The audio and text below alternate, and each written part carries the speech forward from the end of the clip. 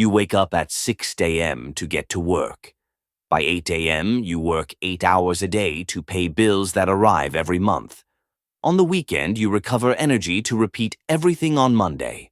This routine will last 40 years until you retire and then you die. This is literally the life of 90% of the people on the planet. But here is the brutal truth that no one tells you. This prison did not start with your first job. It started on the first day of school. The educational system was not created to free you. It was designed to domesticate you.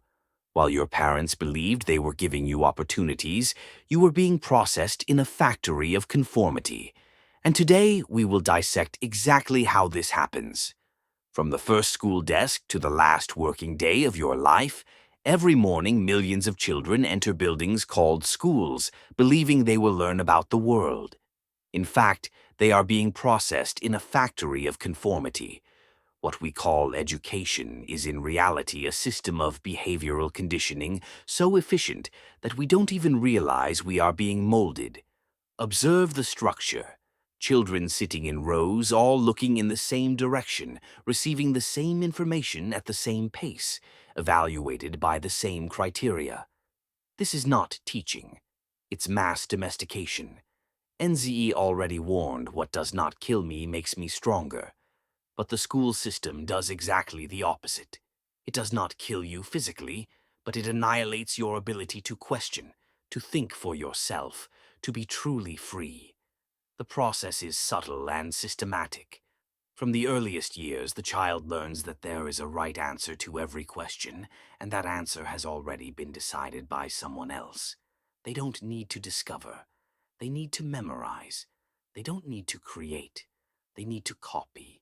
They don't need to question. They need to accept each lesson is a small dose of intellectual subordination. The teachers, most of the time, without realizing it, become agents of this machine. They themselves have been conditioned by the same system and now reproduce the pattern. They reward obedience and punish originality. They value those who deliver exactly what was asked and punish those who dare to think differently. The classroom becomes a behavior laboratory where the reward goes to whoever best imitates the expected pattern. And it works.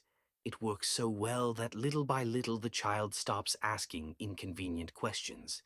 They stop questioning why they need to be there, why they need to memorize information that they will forget in a few months, why their natural curiosity is considered indiscipline. They learn the first and most important lesson of the system. Their function is not to think. It is to obey. Adults who expect someone to tell them what to do, how to do it, and when to do it. Adults who look for jobs where they receive clear orders, defined goals, and regular evaluations. Just like in school, the transition is perfect because it is not a transition at all. It is continuity. The conditioning is so deep that most don't even realize they are living, reproducing the same patterns learned between the ages of 6 and 18. Math, Portuguese, history, science.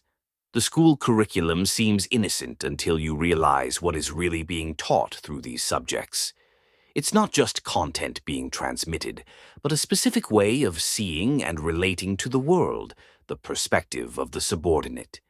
In mathematics, you learn that there is only one correct answer to each problem, and that answer has already been defined by a higher authority. 2 plus 2 is 4, and there is no room for interpretation, creativity, or questioning. This programs your mind to accept that in life, there is also always only one right way to do things, the way the system approves. You don't learn to think mathematically. You learn to reproduce operations. In Portuguese, you don't learn to express yourself authentically. You learn to follow strict grammatical rules, to write essays with a predefined structure, to interpret texts in the correct way that is the way the teacher expects. Your individual voice is gradually suppressed in favor of an acceptable standard of communication. Language, which should be a tool for liberation, becomes an instrument of standardization. The history they teach you is the history of the victors, told from a perspective that justifies the current status quo. You learn about great leaders, important dates, and official events, but never about how systems of power are maintained, how resistance is suppressed, or how alternatives to the current model have been silenced. History becomes propaganda disguised as knowledge. More important than any specific content is the hierarchical structure that permeates all disciplines. The teacher holds the knowledge, and you must passively receive it. Questioning authority is insubordination. Thinking outside the box is a mistake. Schopenhauer observed that all truth passes through three stages. First, it is ridiculed, then violently opposed, and finally accepted as self-evident. But the school system ensures that you never even reach the first stage. The hidden curriculum is even more powerful than the official one. You learn to compete with your peers for limited resources, grades, teacher approval, recognition. You learn that your value is determined by external metrics. You learn that there are naturally superior people, teachers, principals, authorities, and that your role is to serve them. These lessons are not in any book, but they are the most lasting.